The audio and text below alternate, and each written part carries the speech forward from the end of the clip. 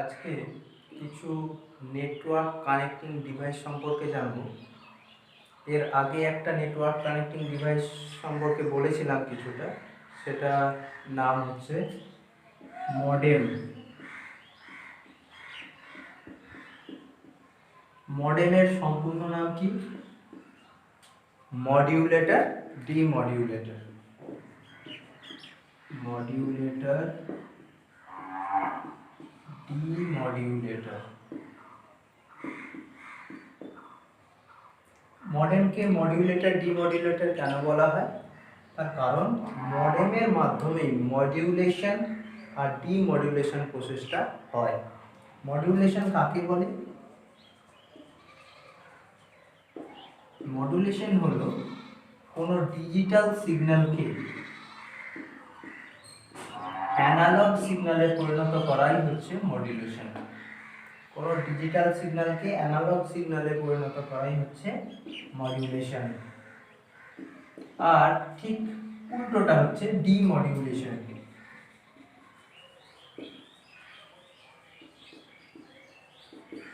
এখানে analogue সিগন্যালকে digital সিগন্যালে পরিণত করা হয়। তার মানে একবার ডিজিটাল সিগন্যালকে অ্যানালগে পরিণত করা হচ্ছে, আবার অ্যানালগ সিগন্যালকে ডিজিটালে পরিণত করা হচ্ছে। তো সেক্ষেত্রে মডিউলেটরটা ডিমডিউলেটর মানে মডেম কোথায় অবস্থান করে? এটা একটা কম্পিউটার, এটা একটা নেটওয়ার্ক, আর এখানে আরেকটা কম্পিউটার। এই কম্পিউটারও ডিজিটাল সিগন্যাল সাপোর্ট করে, এই কম্পিউটারও ডিজিটাল সিগন্যাল সাপোর্ট করে। মাঝে যে তার বা কেবল, এটা সাধারণত অ্যানালগ সিগন্যাল সাপোর্ট করে। তাহলে প্রাইমারিলি ডিজিটালকে অ্যানালগে রূপান্তরিত করতে হচ্ছে, আবার অ্যানালগকে ডিজিটালে রূপান্তরিত করতে হচ্ছে। সেই কারণেই এখানে মডেমের প্রয়োজনীয়তা আছে। বোঝা গেল? আচ্ছা, এবারে আসছি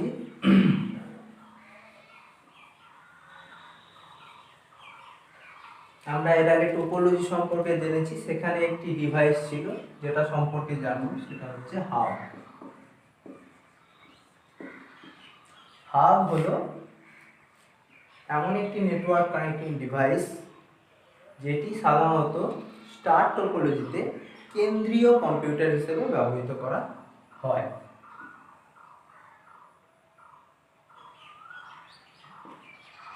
এর সাথে একাধিক কম্পিউটার যুক্ত থাকে।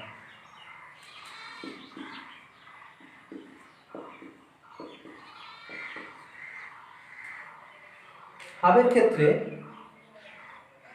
কিছু পোর্ট থাকে, যে পোর্টের মাধ্যমে এই মেশিনগুলোকে যুক্ত করা হয়। এই পোর্টের সংখ্যা সাধারণত 4, 8, 16, 24, 32 পর্যন্ত সাধারণত হতে পারে। তার মানে যতগুলি পোর্ট সংখ্যা তত সংখ্যক কম্পিউটার হাবের সঙ্গে যুক্ত করা সম্ভব।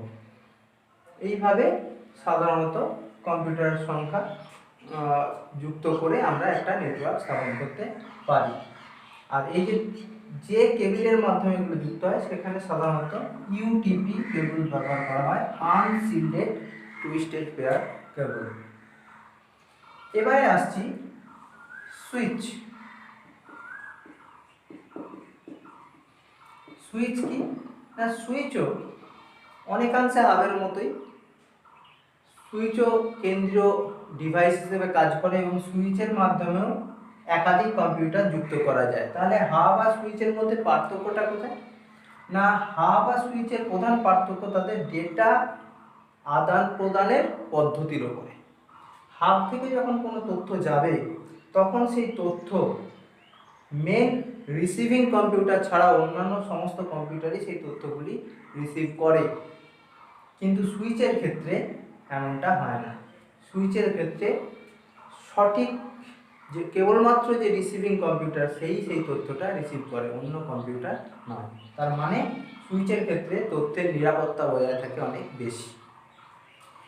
এবারে আসছি রিপিটার। What is repeater? রিপিটারের আরেকটা নাম হচ্ছে রিজেনারেটর। আমরা বাস টোপোলজির ক্ষেত্রে দেখেছি যখন নেটওয়ার্ক বড় হয় তখন একটা জায়গা থেকে তথ্য বাস কেবলের মাধ্যমে যেতে যেতে আস্তে আস্তে দুর্বল হয়ে পড়ে। তো সেক্ষেত্রে তথ্যের স্পিড একই রকম থাকে না, তখন এই রিপিটার বা রিজেনারেটরের প্রয়োজন হয়। রিজেনারেটর কি করে না ওই দুর্বল সিগন্যালকে সতেজ করে পুনরায় পরবর্তী কম্পিউটারে প্রেরণ করে, এতে তথ্যের গতি একই রকম থাকে। রিপিটার সাধারণত ওএসআই মডেলের ফিজিক্যাল লেয়ারে কাজ করে। পরবর্তীকালে আমরা ওএসআই মডেল সম্পর্কে জানবো, তখন বিভিন্ন স্তর সম্পর্কেও জানবো। এখন শুধু জেনে রাখো যে রিপিটার ওএসআই মডেলের ফিজিক্যাল লেয়ারে কাজ করে। তাহলে আমরা বেশি সংখ্যক রিপিটার ব্যবহার করে একটা নেটওয়ার্ককে বেশি বড় করতে পারি। তবে মনে রাখতে হবে রিপিটার কিন্তু তথ্যের প্রবাহকে নিয়ন্ত্রণ করতে পারে না। এবারে আসবো রাউটার।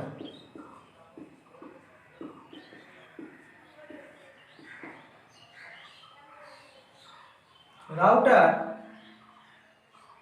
এটা ওএসআই মডেলে নেটওয়ার্ক লেয়ারে কাজ করে।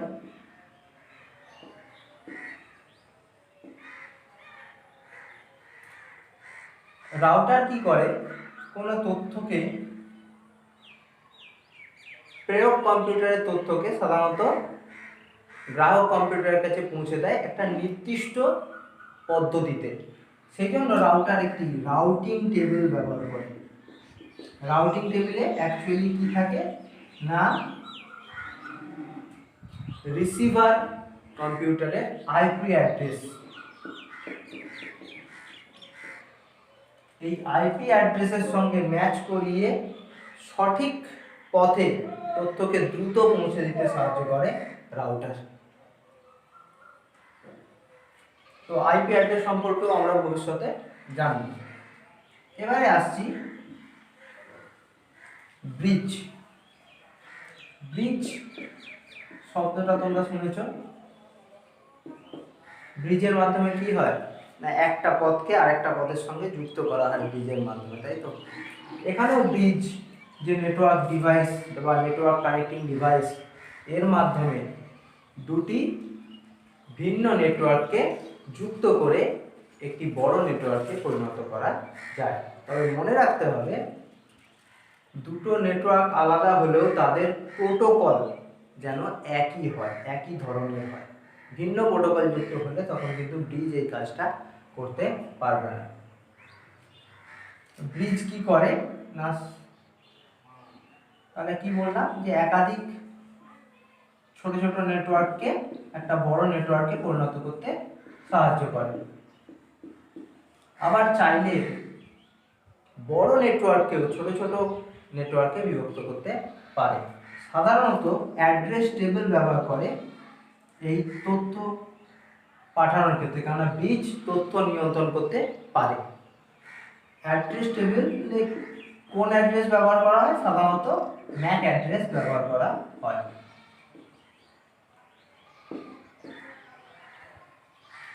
ব্রিজ এখানে ব্রিজ সম্পর্কে বললাম যে ব্রিজ রাউটারের কাজ করে, এটা একটু ভুল বলা হয়েছে। রাউটারেরও কাজ করতে পারে।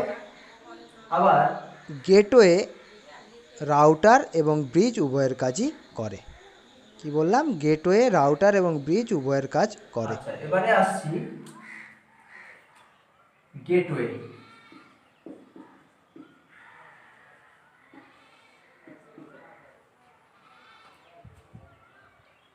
গেটওয়ে কি না, গেটওয়ে হলো এটাও ব্রিজের মতো কাজ করে, কিন্তু এক্ষেত্রে দুটো ভিন্ন ডিফারেন্ট প্রোটোকল